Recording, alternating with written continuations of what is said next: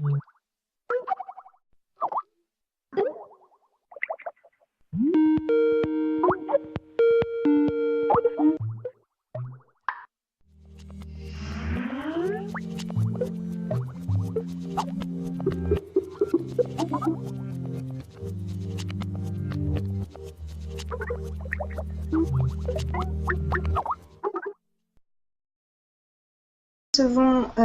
aujourd'hui une partie de l'équipe du numéro 9 de la revue Tina, qui a pris pour thématique l'autocentré et qui est publié aux éditions R.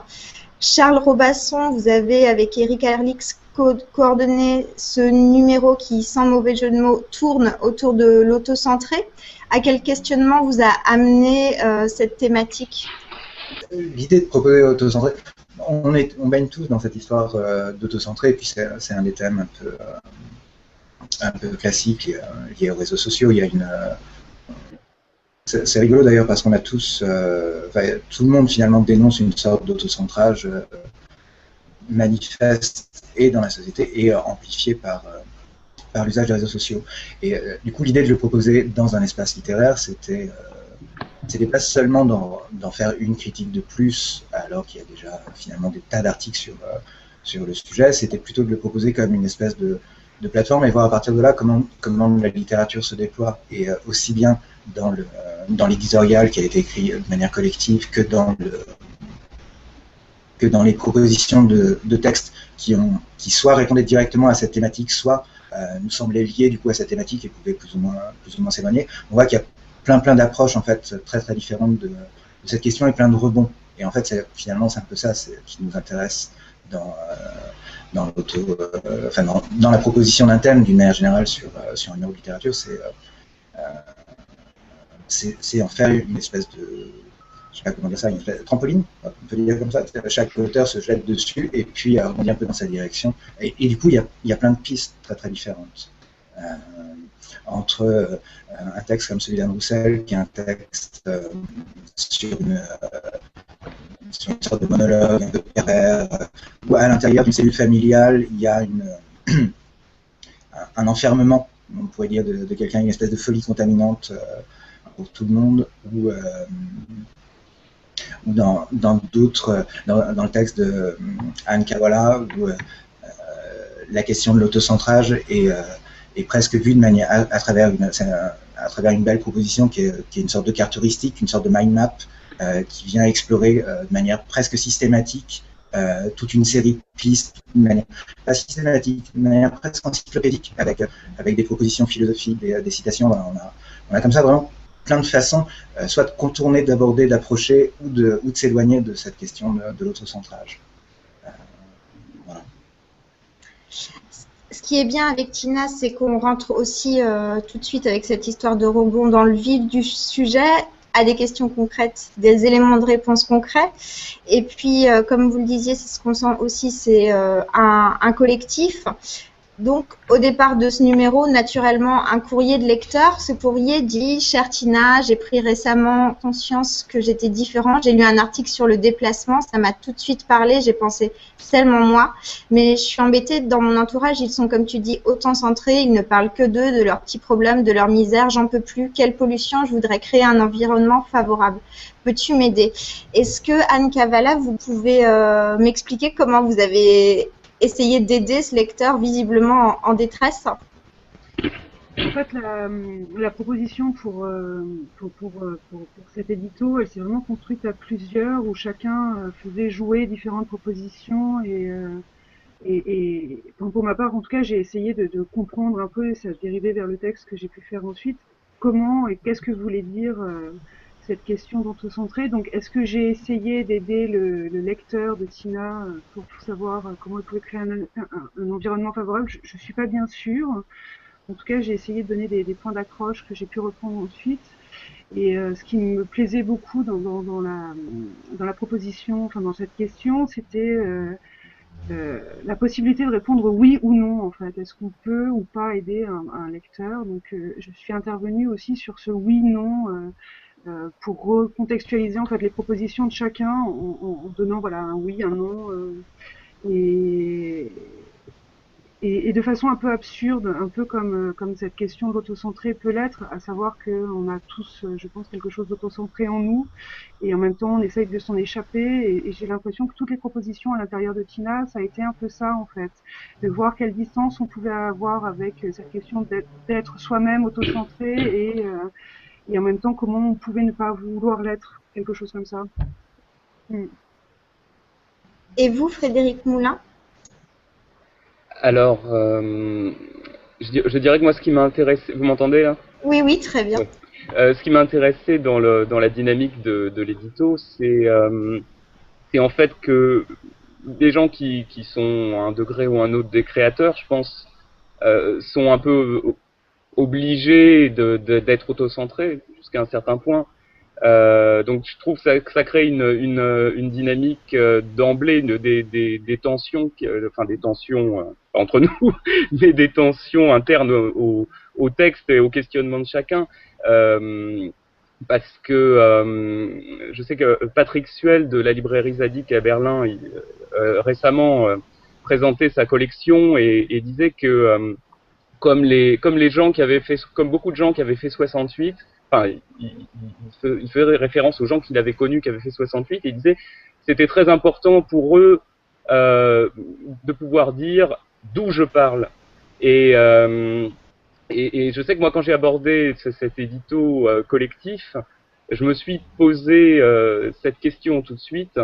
Et je me suis demandé comment ça allait ressortir dans l'édito. Et j'aime bien cette impression d'aller-retour, d'hésitation qui est due en partie justement à ce qu'a introduit Anna justement avec ses oui, ses non. Mais on sent des hésitations, des doutes en permanence jusqu'à un moment où quelqu'un, on ne sait pas qui, dit mais finalement c'est peut-être un mauvais procès qu'on fait à l'autocentré. C'est peut-être est-ce qu'on fait pas le procès de l'individualisme dans ce qu'il peut avoir de positif aussi en montrant du doigt l'autocentré. Voilà, moi c'était vraiment ça qui m'intéressait beaucoup dans là-dedans et je pense que c'est ce qui en ressort. C'est ce, chacun se demandant d'où je parle. Et c'est d'autant plus drôle que dans l'édito, on peut pas savoir véritablement qui parle.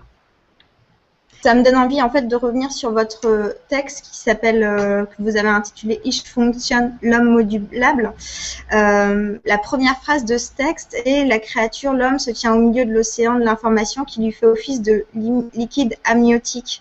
Et la suite de ce texte, donc qui est à l'intérieur de Tina parmi d'autres textes, se nourrit en continu d'associations d'informations. Vous faites tout en même temps coexister Frankenstein, la novlangue, le développement personnel, David Bowie, le monde de la finance, la mythologie grecque et romaine, et le tout en, je crois, moins de 15 pages. Et comment vous avez imaginé ce texte autour de l'autocentré? Il y avait d'abord l'idée, effectivement, du développement personnel.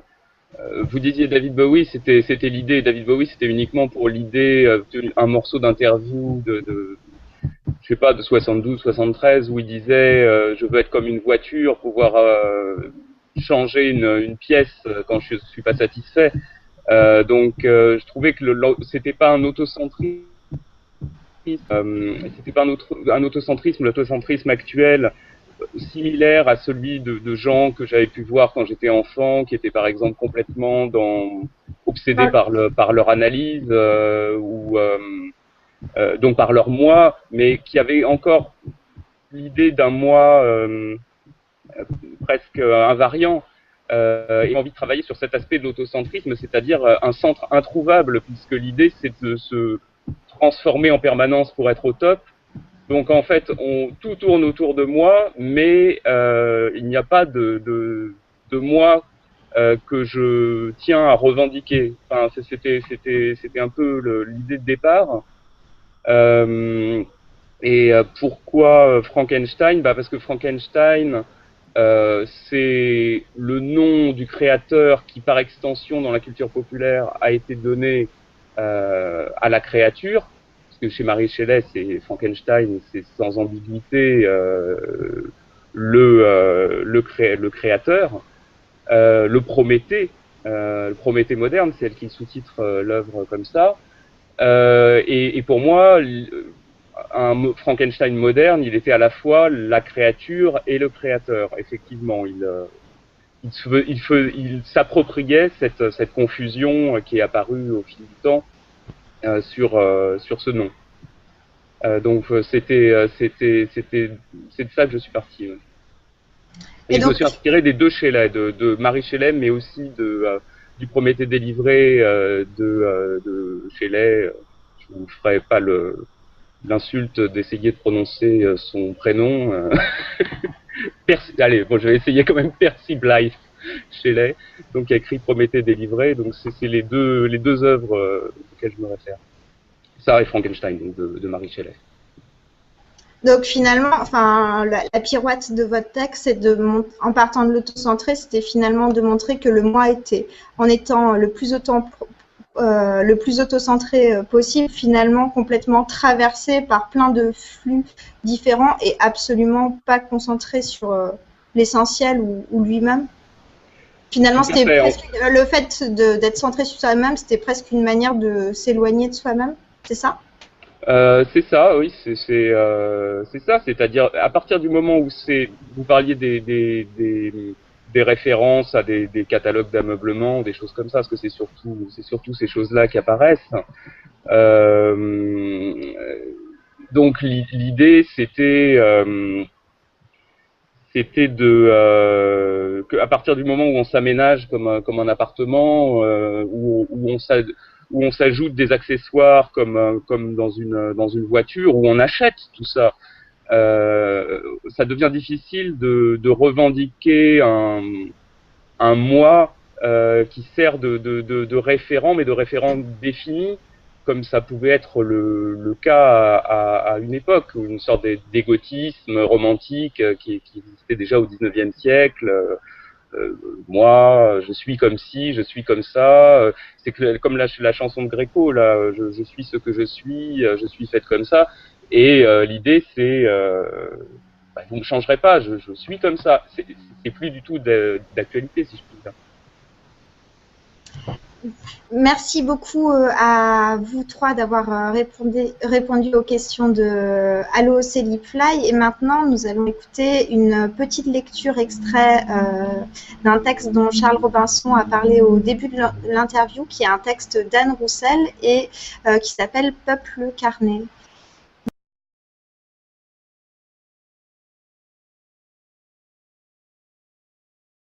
Nous aurions dû l'appeler Donovan. J'en ai repéré 2 au pot de Mathilda. Tout réussit aux Donovan. Ils choisissent leurs parents avant de naître. Ils sortent de l'utérus en souriant à leur maman. Truc m'abomine. Déjà, quand il n'était qu'un embryon, son hostilité était flagrante. Heureusement qu'il n'est pas sorti avec des dents. Il a le cafard, le pauvre. Il me menace, tu sais de quoi? D'aller travailler chez Zara, de vendre de la fripe. Comme ça, il pourra me faire des prix quand je serai vraiment démunie. Chérie, mes comptes sont à sec. Le vigile ne me tient plus la porte. Les secrétaires effacent mes traces. L'affabilité du personnel a tourné au vinaigre. Je suis identifiée en tant que perdante, supprimée des listings, écartée des réseaux. Même les agents de maintenance me toisent comme une malhonnête. Tout a basculé. Je n'ai plus la cote. Hier, j'étais inondée d'invitations et d'abonnements gratuits. Demain, je serai la femme invisible. Au secours. Tu n'aurais pas dû laisser l'affaire à Reynald. La protection rapprochée n'a jamais tué personne. C'est un métier d'avenir. Qui n'aimerait pas porter un gilet pare-balles? Aujourd'hui, je n'ai plus les moyens de financer tes doutes existentiels. Je suis fatiguée de porter la croix. Bientôt nous n'aurons plus rien, alors tu sauras ce que signifie sombrer. Ils viendront en camion, l'huissier listera tes télévisions, des types sans état d'âme les embarqueront, tu seras débranché. Nous devrons passer nos soirées en tête-à-tête, échanger des mots, peut-être même des idées. Tu as des idées?